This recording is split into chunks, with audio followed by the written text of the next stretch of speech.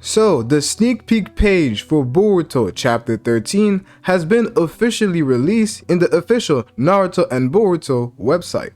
And here we have something that is quite interesting and gives us a lot of talking points for this video, as we can clearly see from this sneak peek that we're going to be going back into a flashback. I believe that this is going to be quite similar to the one that we got in chapter 4, where we had a Boruto and Sasuke flashback, but this time this is a Boruto and Kashin Koji flashback, as what we can currently see without dissecting and translating the Japanese text, but from simply what we can see with our eyes, we see a Boruto with his long hair, indicating that this is a Boruto in the flashback arc like we saw with Sasuke. We see a Kashin Koji, he is taking off some sort of a mask, and we see Orochimaru's hideout, a similar one to the Orochimaru hideout that we saw in chapter 9. So this is quite interesting already. But if we go and translate the text, we learn something quite interesting, not only about Kashin Koji, but also about what exactly this next chapter is going to be about. As this is the translated text, we have a Boruto who says, "Where are we?" And we have Kashin Koji who continues by saying, "Just outside the land of wind. This is one of Orochimaru's old hideouts. I used Genjutsu to make the entrance even less visible than it was. It won't be easy to find."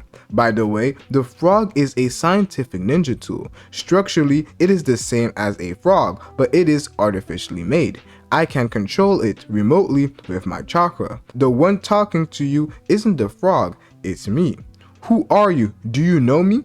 This is what Boruto says, and this is all the information that we get just from this page, and there is a lot to dissect. But first of all, let's dissect one thing, and one thing that a lot of people don't seem to understand, but it is the fact that the frogs that we see right here are actually artificially made, and the whole time some people actually thought it was the frog talking. So if you thought that was the case, here is your definitive proof that it's not actually the frog talking, but it is Kashin Koji. And Kashin Koji has been the one talking to Boruto this entire time. But what's also quite interesting is that this seems to be a technique that Kashin Koji has decided to use. But why has he decided to use such a technique? Why not just assist Boruto by going along with Boruto? It appears, at least to me, that Kashin Koji doesn't want his existence to be made known. He doesn't want Amado, who is the only person who really knows a lot about Kashin Koji and the information that he has access to. It seems like Kashin Koji doesn't want Amado to be aware of his existence, which is the reason why he doesn't pop up to the Leaf Village, even though Boruto was about to be facing 2 of the Senju. Even though those odds were not the best, Kashin Koji still decided not to come to the village, which means that he is probably planning something against Amado, and he believes that Amado thinks that he is dead. Just like Amado said, he believed that Ishiki would be killing Kashin Koji, so it is perfectly reasonable for Amado to believe that Kashin Koji is dead. And that one blunder and that one part of Amado's calculations that did not go to plan is something that Kashin Koji seems to be wanting to use on his side. But that's just one thing that we get to understand just by analyzing the frog. But another thing that we get to understand is that this is the first encounter between Kashin Koji and Boruto. And what's quite interesting is that we almost have a clue of how exactly this was made to be possible by the way that Kashin Koji is answering to Boruto, because Boruto is not aware of anything that is going on. Boruto is not aware of his location and where exactly he is, and it seems like we had a Kashin Koji who was sitting on that stone and waiting for Boruto to appear. Boruto seems to have been communicating with that artificial frog, which means that by seeing also the summoning that we see around Boruto and Kashin Koji, and also the frog, that Kashin Koji probably used reverse summoning to summon Boruto here. He had one of the frogs go and talk to Boruto, and after they talked to Boruto, he had that artificial frog be reverse summoned so that Boruto could also come back with that frog. And now we have Kashin Kashin Koji, who is talking to Boruto. So the person who initiated this contact has to have been Kashin Koji. And I don't know how. I don't know if Kashin Koji is affected by the omnipotence, because this is something that we still have to discuss. Although I don't believe that Kashin Koji would be opposed to working with Kawaki, because he was literally one of the reasons why Kawaki was able to escape, so he doesn't harbor any sort of hatred for Kawaki. And the same thing would be for Boruto. He has no ill will towards Boruto and even let Boruto survive because he had the karma.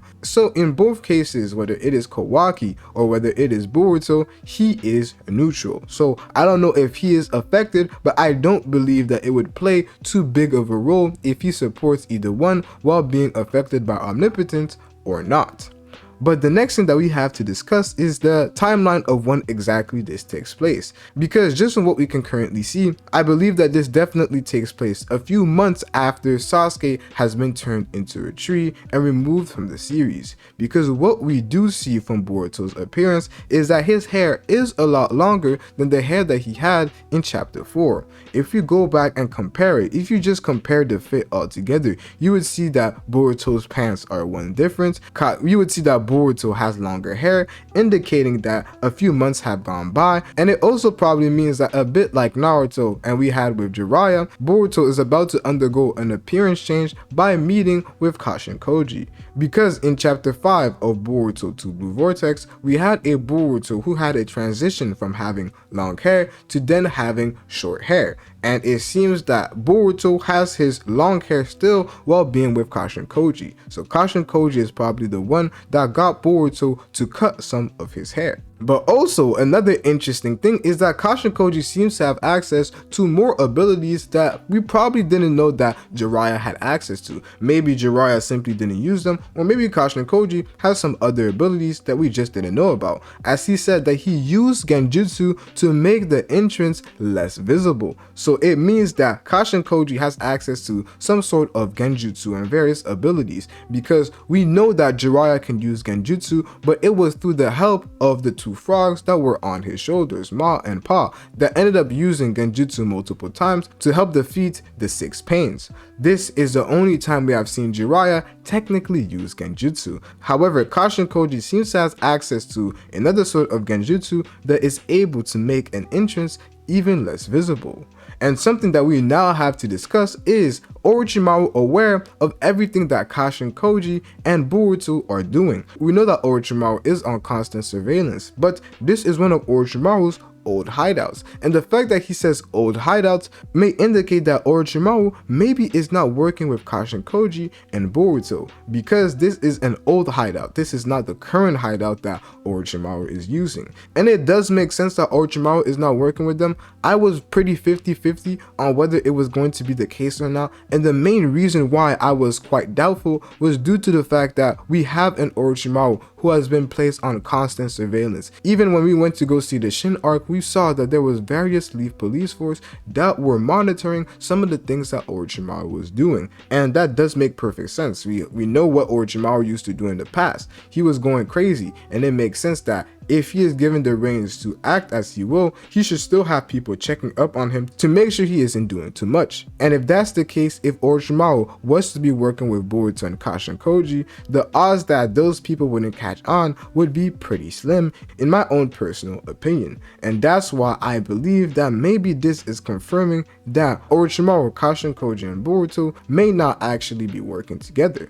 But also something that's quite interesting is that why exactly are we getting this flashback? This is definitely a flashback that is worth having. We have to understand exactly why we're getting the flashback and what sort of information could be revealed. In chapter 4, we saw Kashin Koji make an appearance, and we also saw Sasuke, who was turned into a tree. And then the chapter that followed after that was an explanation on how exactly Sasuke got turned into a tree. But now in this sneak peek, we are seeing Kashin Koji, and we're having a flashback on Kashin Koji. So it must mean that there is something that happened last chapter that may be the reason why now, out of all moments, we are finally getting this flashback.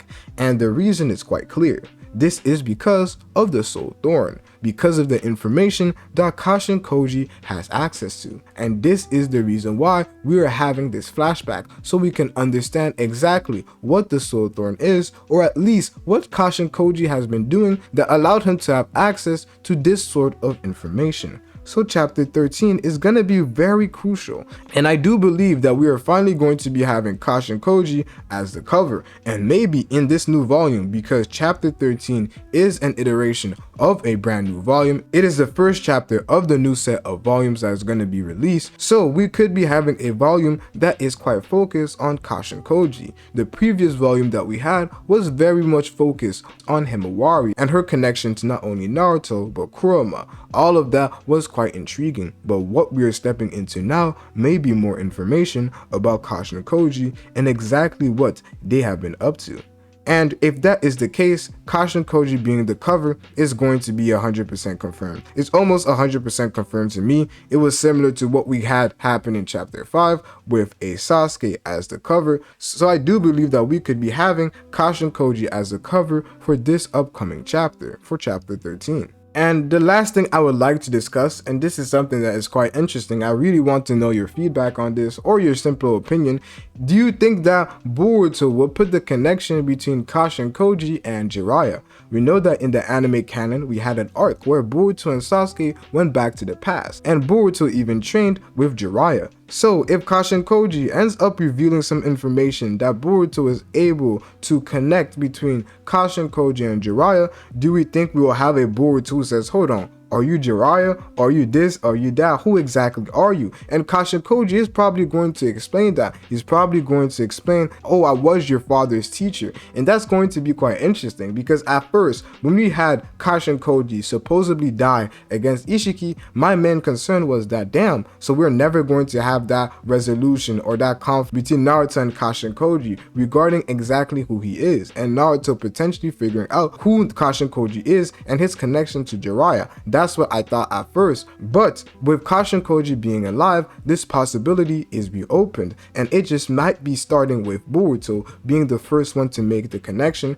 between Jiraiya and Kashin Koji, or simply Kashin Koji telling Boruto the entire truth. And when Naruto is sealed, we could finally also have that reaction and that dialogue between Kashin Koji and Naruto. But you guys let me know what you guys think in the comment section below, and I'm out, bruh.